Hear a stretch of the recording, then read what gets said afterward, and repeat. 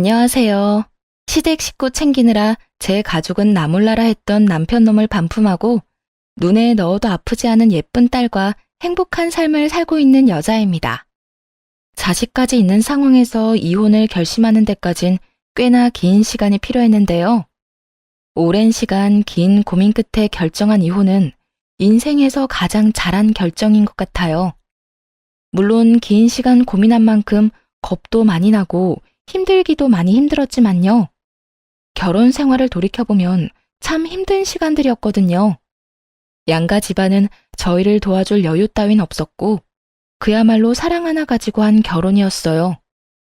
그나마 믿을 거라곤 젊음과 남편의 직장뿐이었는데 딸이 3살이 되던 해 남편의 회사가 어려워지며 남편은 결국 권고사직까지 당하게 되었죠. 참 막막했어요.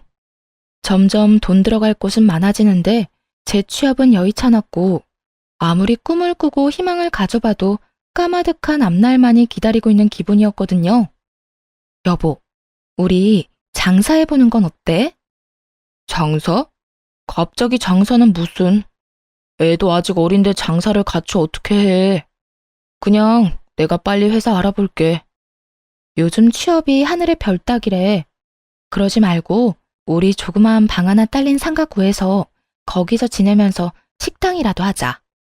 내가 다른 건 몰라도 음식 하나는 잘하잖아. 이중으로 월세 나갈 일도 없고 애도 같이 보면서 할 수 있으니까. 지금보단 더 좋을 것 같은데 어떻게 생각해? 그런가? 듣고 보니 그것도 괜찮은 것 같네.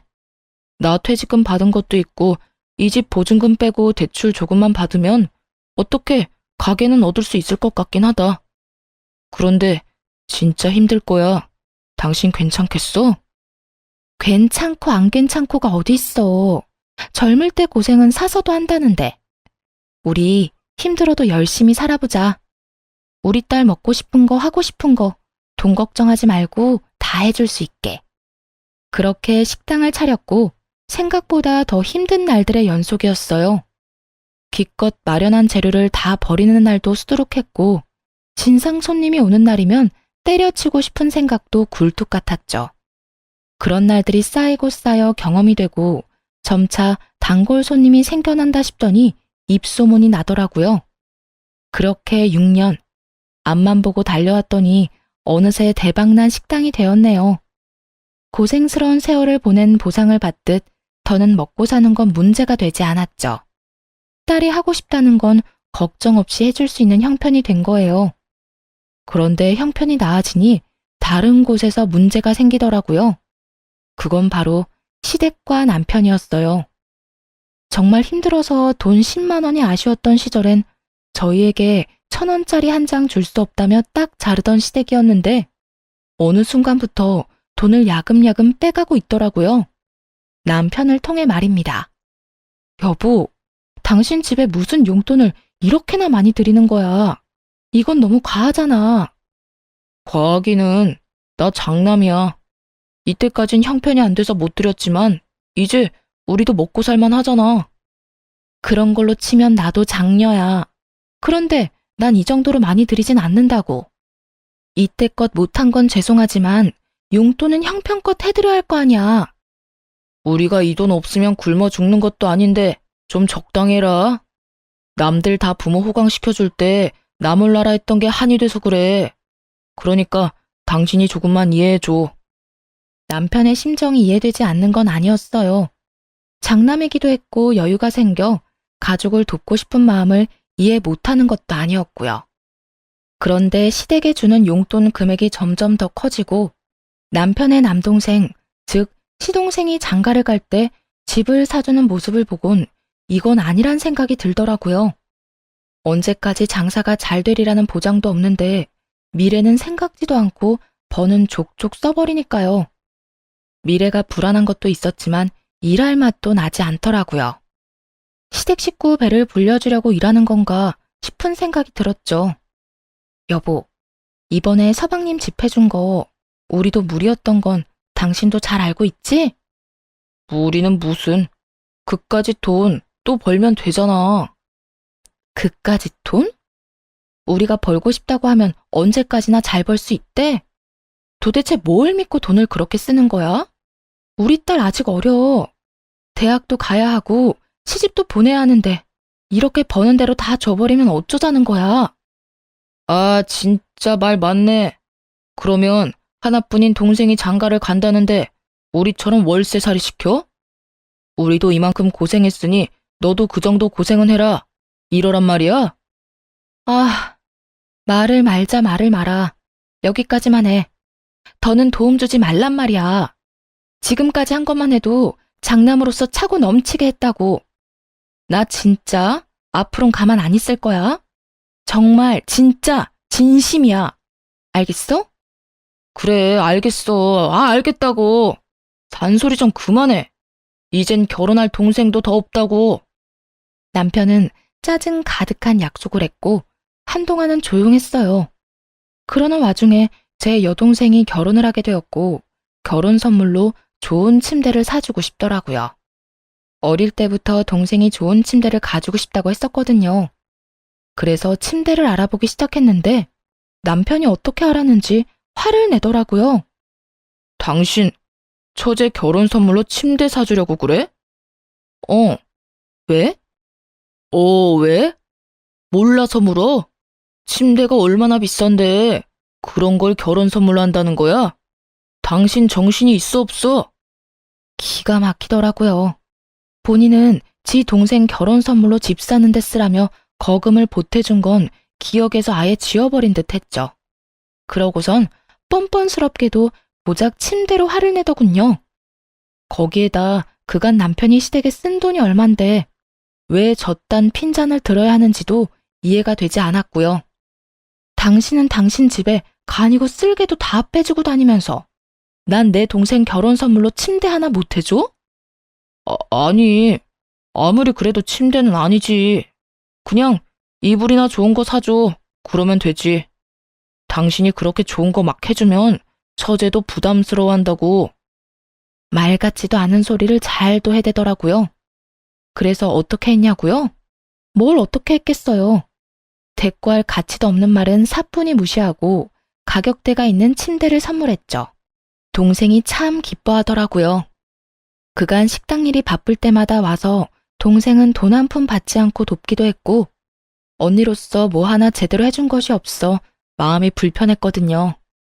동생이 그다지도 기뻐하는 모습을 보니 뿌듯한 기분이었어요.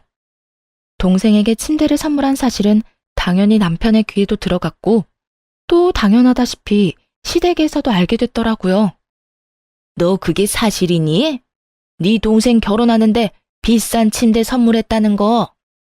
네, 사실인데 무슨 문제라도 있나요? 무슨 문제? 그걸 몰라서 물어? 침대 비싼 거는 한두 푼도 아닐 텐데 그렇게 굳이 왜 침대를 선물해? 그냥 좋은 이불 세트면 되지. 그렇게 헤프게 낭비하면 돈을 어떻게 모으니? 동생에게 침대를 사준 것으로 둘이 얼마나 긴 토론을 해댔는지 남편의 말과 토씨 하나 틀리지 않고 읊어대는 시모의 말을 듣는데 이대로는 안 되겠다 싶더라고요. 이때껏 돈은 돈대로 쓰면서도 생색 한 번 내지 않았더니 그래서 이토록 당당한가 하는 생각이 들기도 했고요. 어머님, 저 이번에 동생한테 돈 쓴 거 처음이에요. 아범은 사방님 결혼할 때 집 사는데 보태라며 큰돈 턱턱 내놨잖아요. 그것뿐인가요? 시댁에 돈 필요할 때마다 아범한테 받아간 거 다 알고 있어요. 재작년에 이사도 아범이 시켜줬고요. 제가 제 동생한테 고작 침대 하나 사준 게 그리도 싫으시면 환불할게요. 대신 이때껏 아범한테 받아간 거 다 돌려주세요. 그러면 저도 침대 환불하고 동생한테는 이불로 다시 사줄 테니까요. 이렇게까지 강하게 나올 거라 생각하지 못했는지 시모는 조금 당황한 듯 했지만 물러서진 않더라고요. 뭐야? 너 지금 나 협박하니? 협박이라뇨? 정당한 요구인데요. 돈은 아범이나 저나 같은 시간 같은 고생해서 버는데 쓰는 건 아범이랑 시댁에서 다 쓰잖아요. 저희가 돈 못 모은 건 다 시댁 때문이라고요. 시댁이랑 친정이랑 똑같니? 어디 비교할 게 없어서 시댁이랑 친정을 비교하는 거야? 우리 아들이야. 장가가도 우리 집사람이지만 네 동생은 시집 가면 그만인데 돈을 왜 써? 요즘 세상이 어떤 세상인데 그런 말씀을 하세요? 하여튼 전 동생한테 침대 정도는 꼭 해줄 생각이니까 정 제가 친정에 뭘 하는 게 싫으면 아까 말했다시피 이때껏 아범한테 받은 거 다 돌려주세요. 그러면 침대도 환불하고 친정에 돈도 안 쓸게요. 너 진짜 이딴 식으로 나올 거야? 네, 저 이제 이딴 식으로 굴려고요. 그러니까 더는 제가 번 돈으로 뭘 하든 상관하지 마세요. 앞으로 저 몰래 아범한테 큰돈 받아내는 것도 그만하시고요. 시모는 아무 말도 연락도 없더라고요. 남편 역시 시모를 통해 전해 들은 것인지 한동안은 제 비위를 잘 맞추려고 노력하는 게 눈에 보였어요. 여전히 시댁으로 용돈은 주고 있었지만 더는 큰돈이 가는 일은 없더라고요.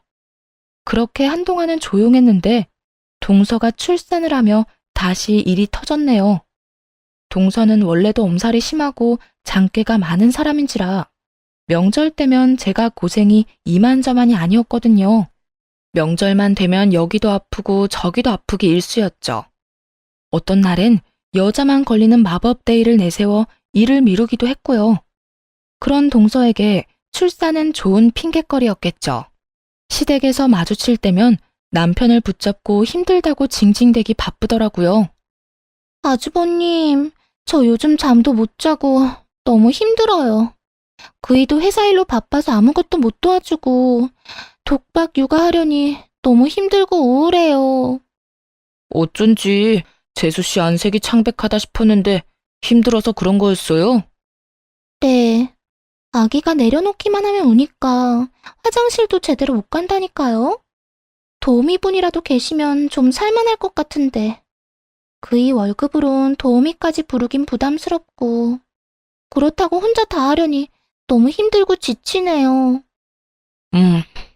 그러면 제가 도우미 불러드릴게요. 그까짓 돈 얼마나 한다고. 도와주실 분 불러드릴 테니 걱정하지 마세요. 어머, 정말이요? 아주버님, 너무 감사해요. 역시 우리 아주버님밖에 없다니까. 말릴 틈도 없이 벌어진 상황에 참 기가 막히더라고요. 그렇다고 서방님이 능력이 안 돼서 도우미를 못 부르는 형편도 아니었죠. 심지어 육아휴직을 내고 아기를 같이 돌보고 있다는 걸 아는데도 거짓말을 살살 해대더라고요. 더 열받았던 건 전 육아를 하다 손목이 움직이지 않는 상황에도 돈이 아까워 사람도 부르지 못하고 혼자 육아를 했었거든요. 그걸 떠올리자 더욱 화가 치솟았죠.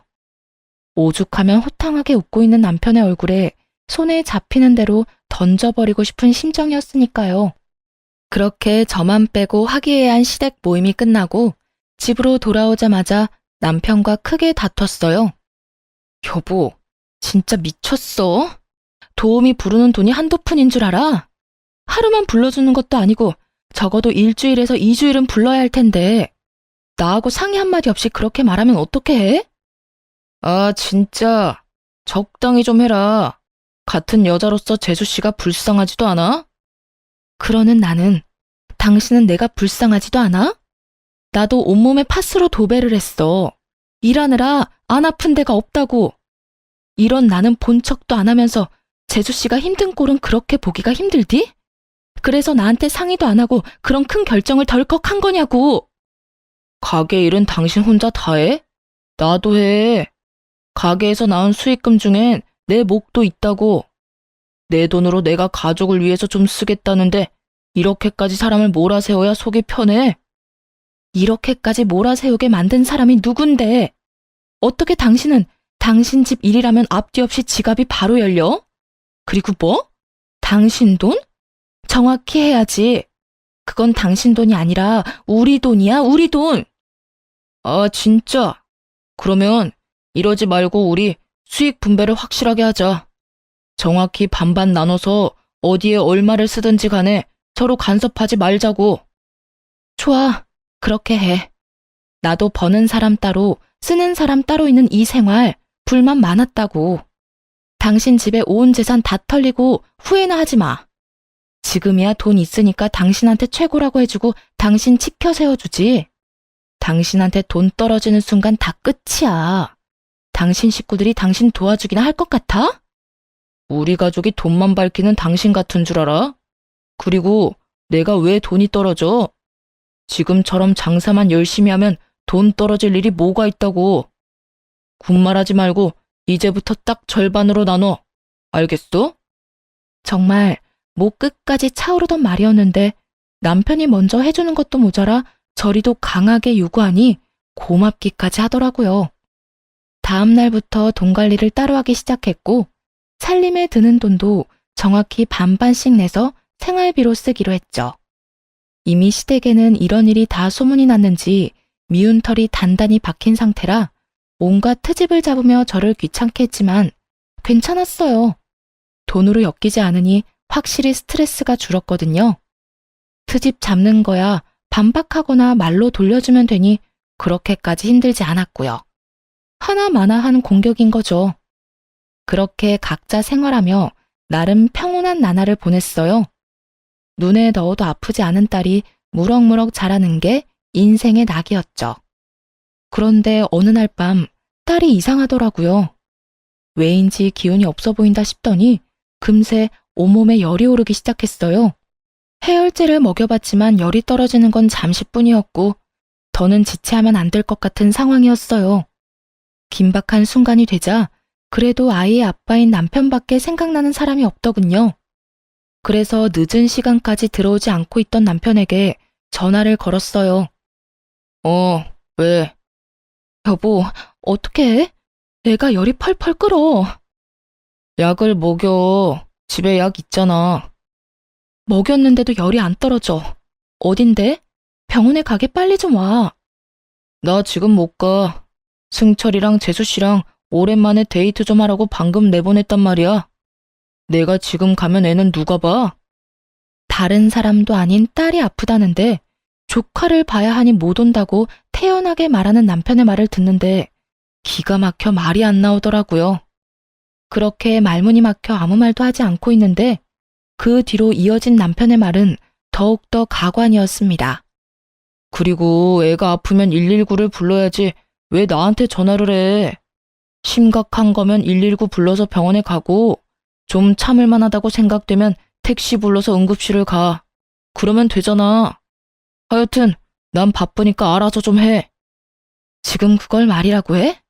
애가 아파서 애 아빠한테 전화한 게 잘못이야? 아니, 당신 애가 아프다는데 이것보다 더 중요한 일이 세상에 어디 있어? 당신 진짜 애 아빠가 맞긴 해? 내가 틀린 말 했어? 애가 아프면 병원에 가야지. 애 아빠가 간다고 애가 괜찮아져? 별것도 아닌 걸로 사람 귀찮게 좀 하지 마. 별것도 아닌 거? 당신 진짜 그렇게 생각하는 거야? 됐어. 또 시댁 일에 눈 뒤집혀서 정작 지 가족은 눈에도 안 보이는 거겠지. 또 무슨 말을 그렇게 해. 당신도 잘 알 거 아니야. 육아한다고 두 사람 제대로 된 데이트도 못하는 거. 오랜만에 데이트 좀 하라고 내보냈는데 이제 와서 내 애 아프다고 들어오라는 말을 어떻게 해? 하여튼 난 바쁘니까 알아서 해. 딸이 아프다는데 동생네가 데이트를 해야 하니 조카를 봐줘야 해서 정작 지 애한테는 못 온다는 남편. 너무 황당한 말을 들으니 순간적으로 머리가 멍해지더라고요. 이놈이 정말 미쳤나 싶어서 말이죠. 남편은 바쁘다며 전화를 끊어버렸고 결국 전 119를 불러 딸을 데리고 병원으로 갔어요. 다행히 고열은 잡혔지만 화는 서서히 끓어오르기 시작하더군요.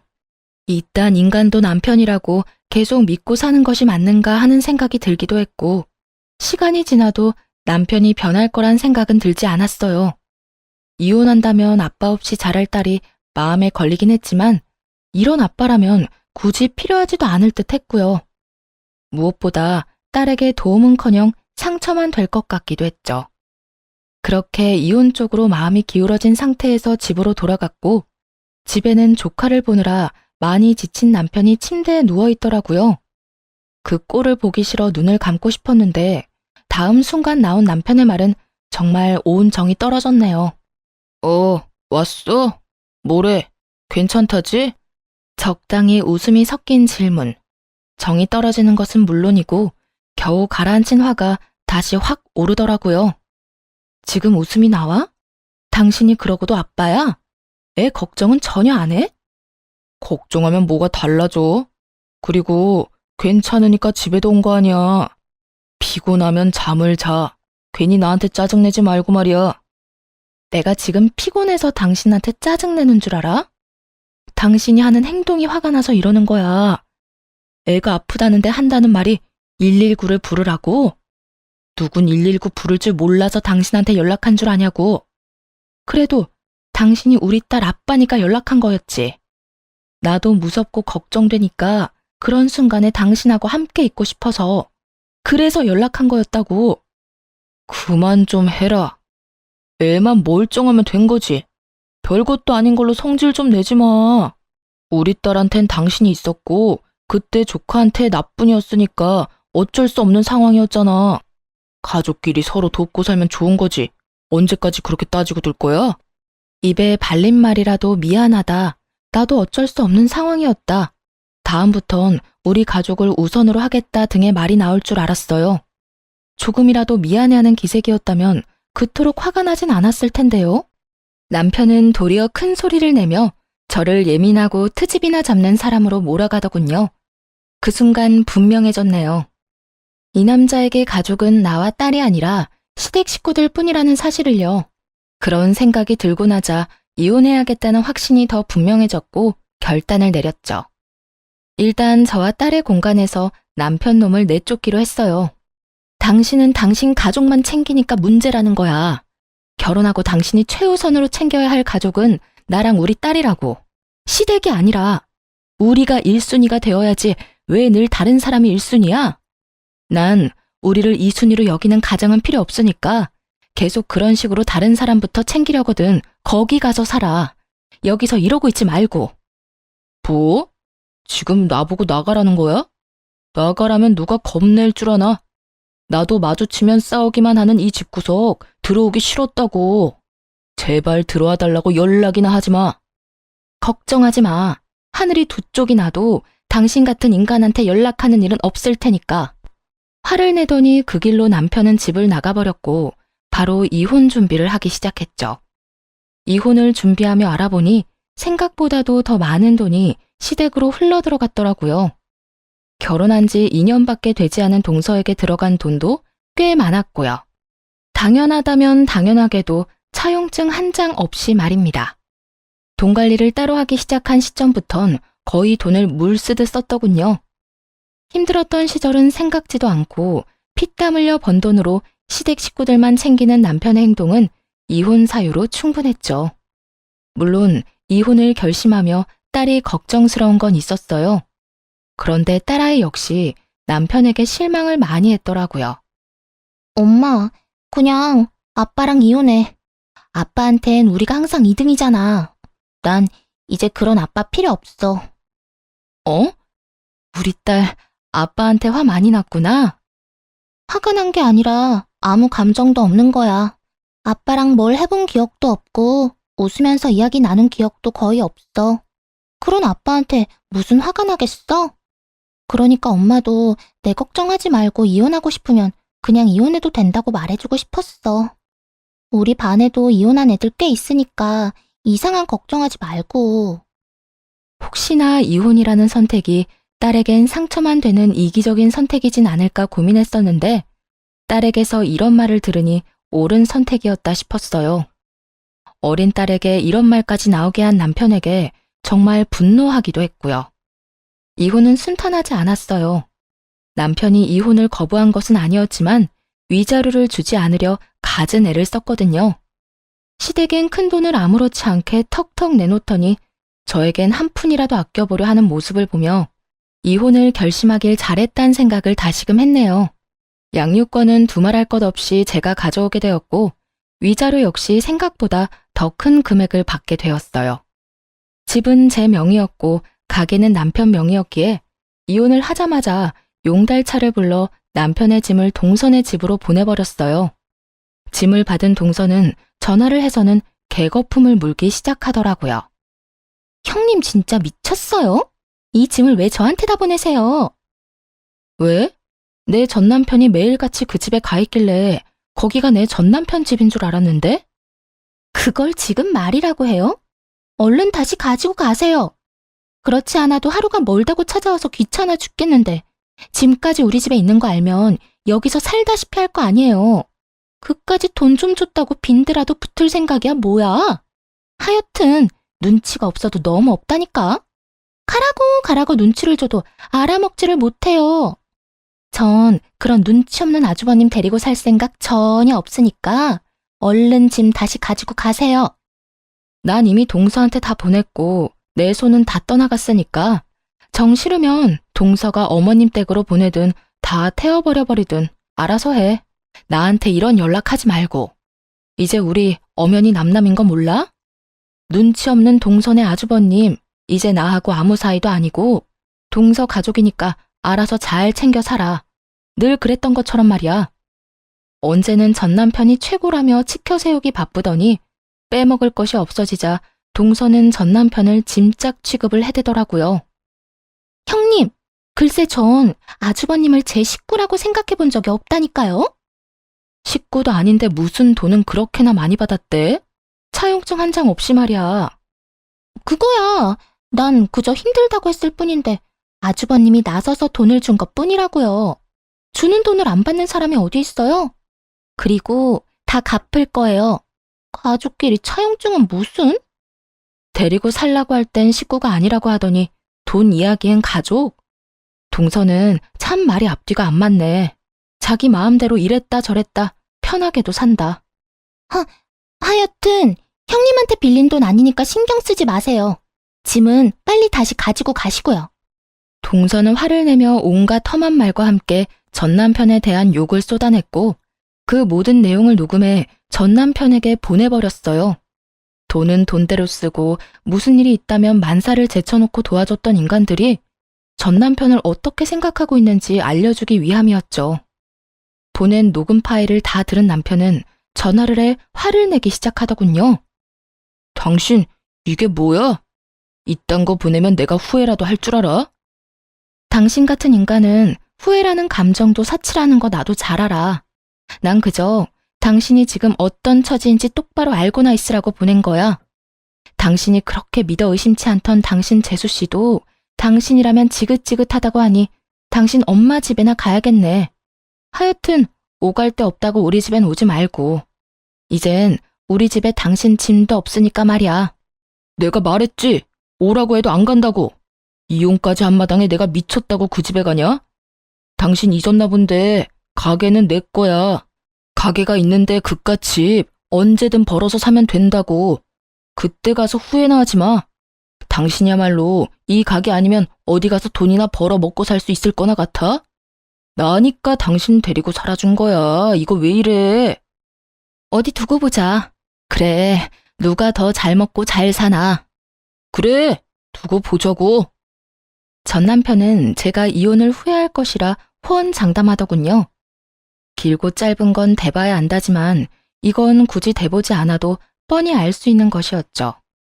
그렇게 마지막까지도 전 남편과는 얼굴을 붉히며 끝을 봤고 저와 딸은 빠르게 안정을 찾아갔어요.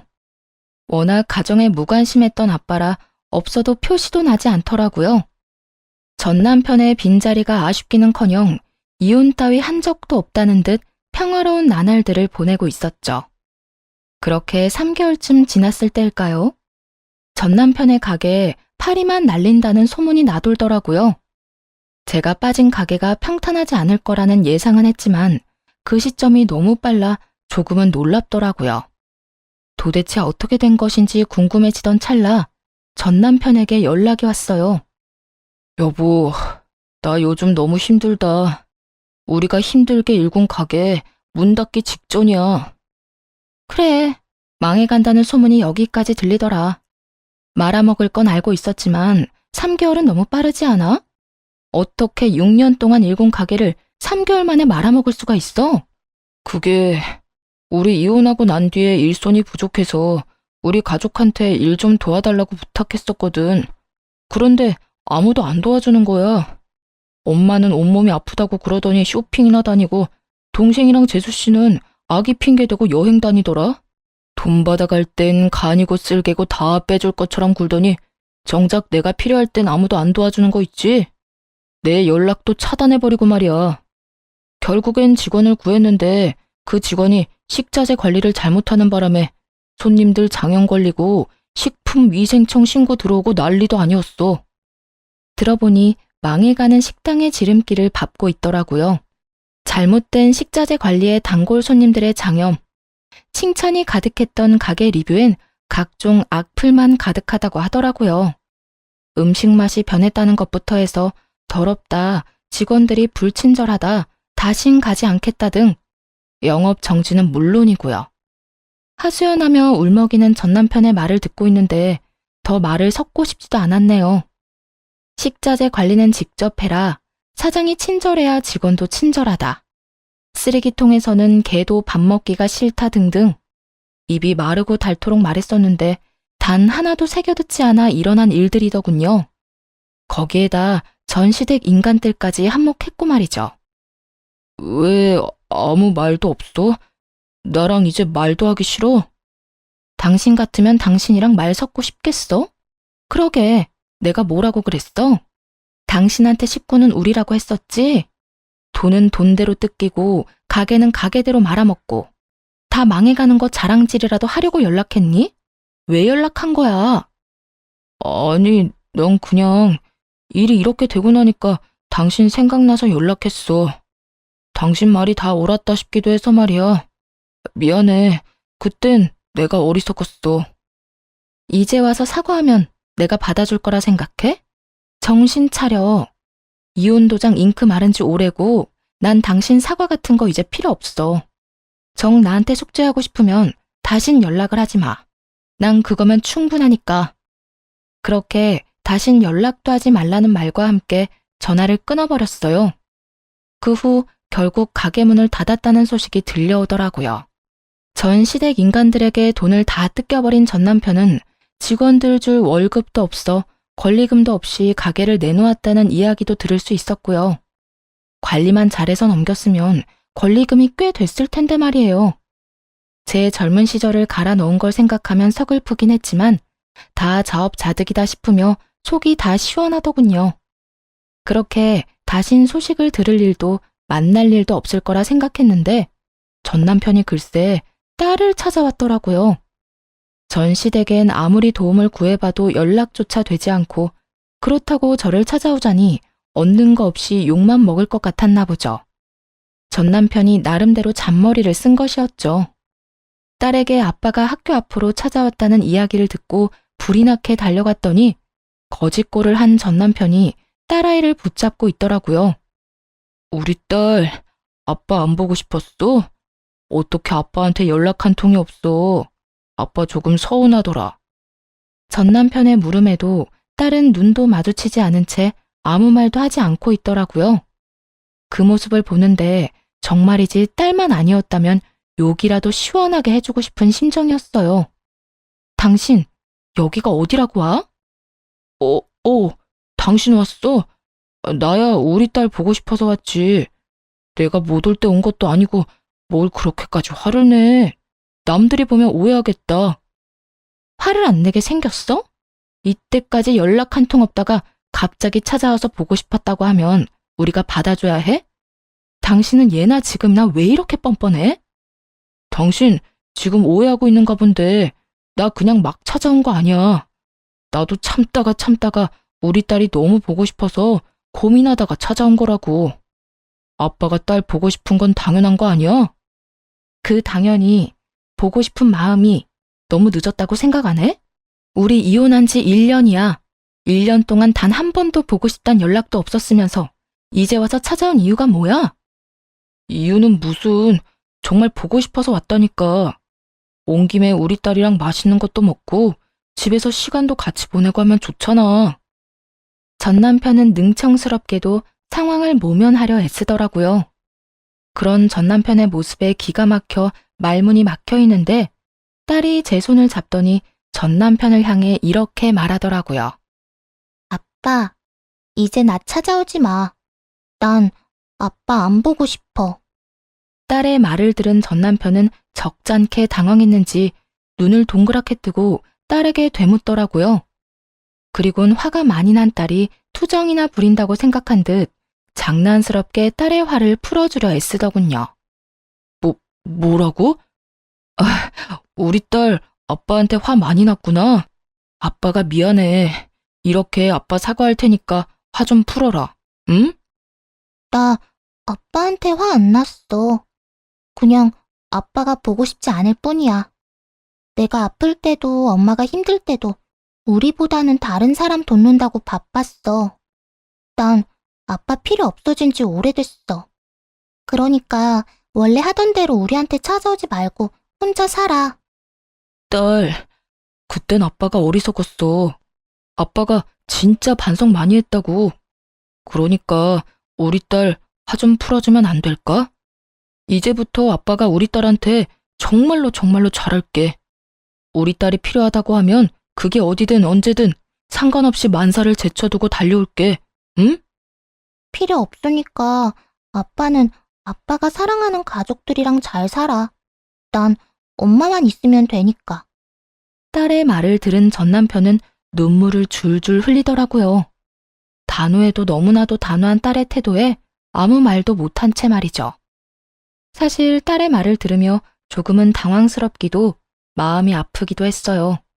전 남편이 불쌍해서 마음이 아픈 것이 아닌 아빠를 저리도 미워하게 된 딸의 심정이 어땠을까 하고 생각하니 마음이 찢어지게 아프더라고요. 그리고 딸이 전 남편을 미워하는 건 알고 있긴 했지만 저토록 미워하는 줄은 몰랐기에 전 남편 못지않게 당황스럽기도 하더라고요.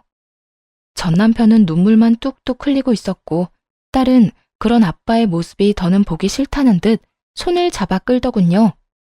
그게 전 남편을 마지막으로 만난 날이었어요. 딸에게 그런 말까지 들은 전 남편은 더는 찾아오지 않았으니까요. 이젠 정말 끝이라고 생각했습니다. 그런데 끝날 때까지 끝난 것이 아니더라고요. 당시 동네 마트에서 계약직으로 일하고 있었는데 그곳으로 글쎄 동서가 찾아왔더라고요. 도대체 어떻게 알고 찾아온 것인지 알 수는 없지만 찾아와 다짜고짜 한다는 말이 정말 가관이었어요. 형님, 이렇게 숨어 있으면 내가 모를 줄 알았어요? 숨긴 누가 숨었다고 그래. 난 그저 내 할 일 하면서 열심히 살고 있는 거야. 갑자기 찾아와서 뭐 하는 짓이야, 지금? 뭐 하는 짓? 몰라서 물어요? 당장 형님 남편 데리고 가요. 내가 아주버님 때문에 살 수가 없다고요.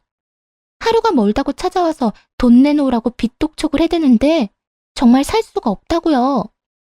정말 살 수가 없는 사람이 누군데 이딴 말을 하는 것인지 이해가 되지 않았어요.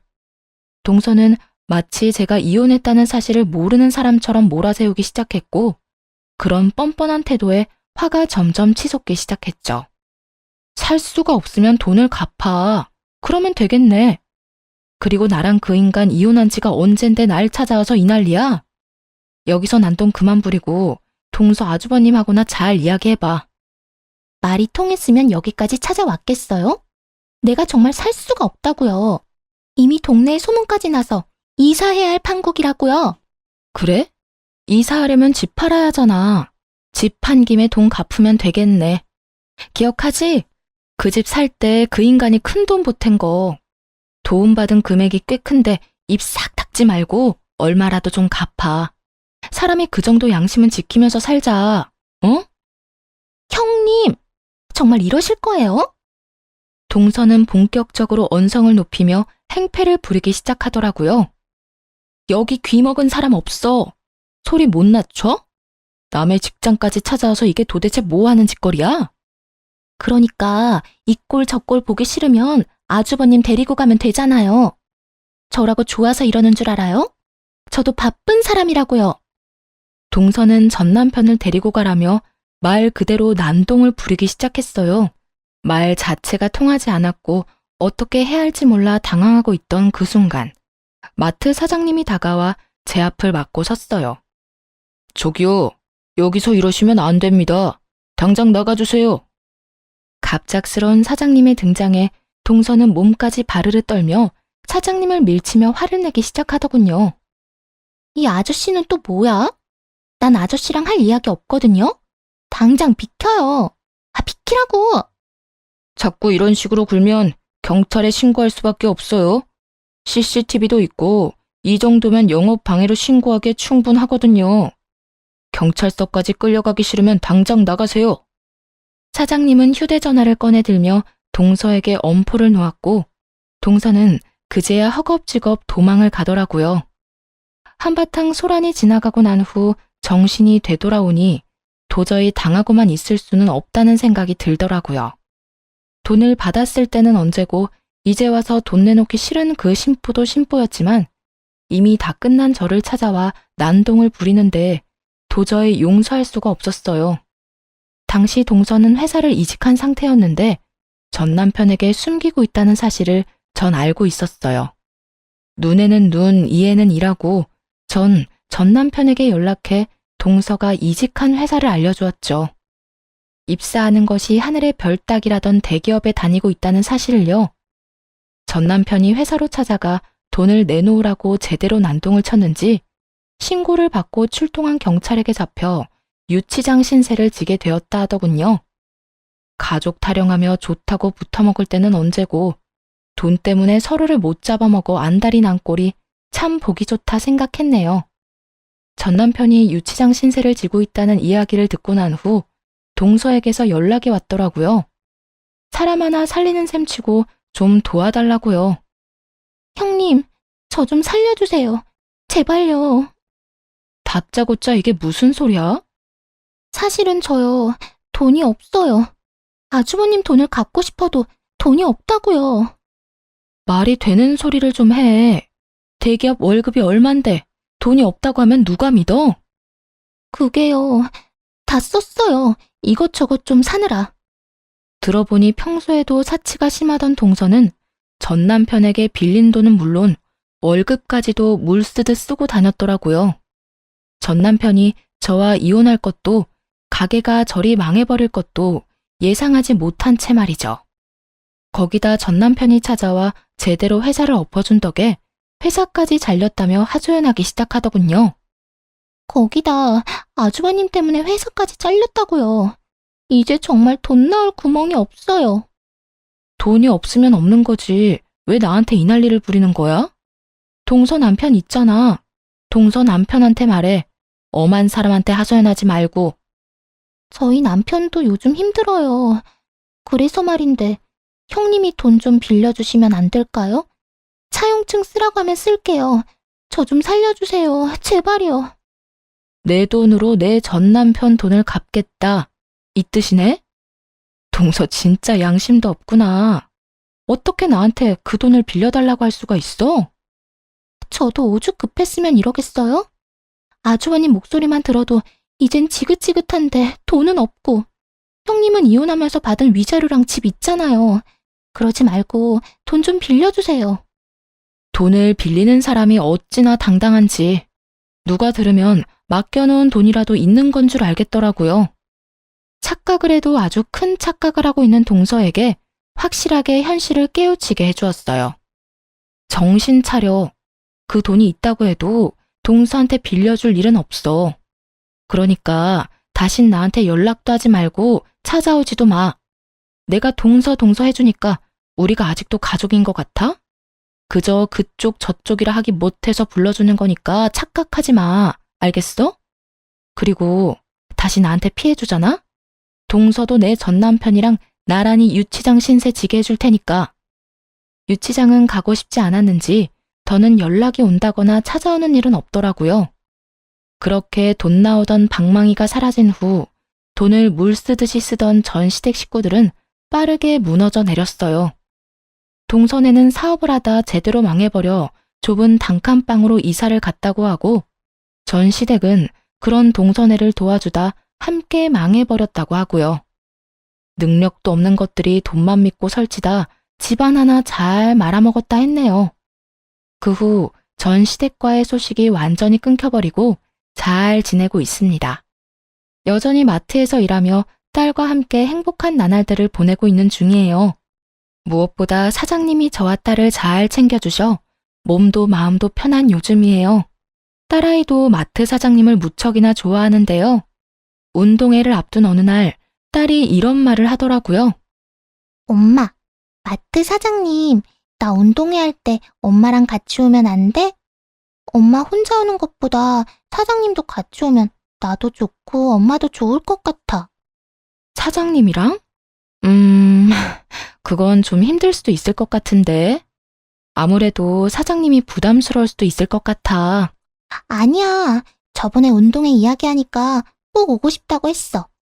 그러니까 엄마가 한번 물어나 봐봐. 아마 꼭 오고 싶다고 할걸? 평소 사장님과 장단이 잘 맞아 친하게 지내던 터라 딸이 함께하고파 하는 마음을 이해하지 못하는 건 아니었지만 조금은 조심스럽더라고요. 그래도 딸이 너무 기대를 하고 있던 터라 조심스럽게 사장님께 물어보았고 사장님은 흔쾌히 함께 하겠노라 말해주었어요. 정말 저도 가도 되나요? 그렇지 않아도 꼭 가보고 싶었는데 초대해 주셔서 감사해요. 요즘도 도시락도 싸고 하나요? 그날 김밥은 제가 쌀 테니 그냥 몸만 오세요. 아셨죠? 결국 사장님과 함께 딸의 운동회에 참석하게 되었고 참 즐겁더라고요. 막상 전 남편과는 딸의 학교 행사에 참석해 본 적이 없는데 사장님과 함께 딸과 좋은 시간을 보내고 있으니 가족이 된 기분마저 들었어요. 그렇게 웃고 떠들며 즐거운 시간을 보내던 중 사장님이 이런 말을 하더라고요. 평생 일만 하느라 혼자 늙어 죽을 거라 생각했는데 덕분에 이런 것도 와보고 호강하네요. 아니에요. 사장님 덕분에 저희가 더 즐거운걸요. 우리 딸 저렇게 즐거워하는 거 정말 오랜만이에요. 감사해요. 곤란한 부탁일 수도 있는데 흔쾌히 와주셔서요. 저 진짜 오고 싶었다니까요. 막상 와보니까 오길 정말 잘했다 싶어요. 가족이란 이런 거구나 싶기도 하고 이대로 한 가족이면 정말 좋겠다 싶기도 하고요. 어때요? 이렇게 가족이 되면 정말 행복할 것 같지 않아요? 나만 그래요? 네? 행복할 것 같네요. 순간 너무 당황하여 대충 대답하긴 했지만 되뇌면 되낼수록 혼란스럽더라고요. 이건 고백인가 해서요. 아무래도 저는 이혼녀에다 딸이 있는 입장이라 항상 모든 것이 조심스러워 사장님의 말에 어떻게 대해야 할지 고민스러운 요즘입니다. 여러분의 생각은 어떠신가요? 이건 고백일까요? 그저 분위기에 취해 던져본 말일까요? 긴 사연 함께 해주셔서 감사합니다.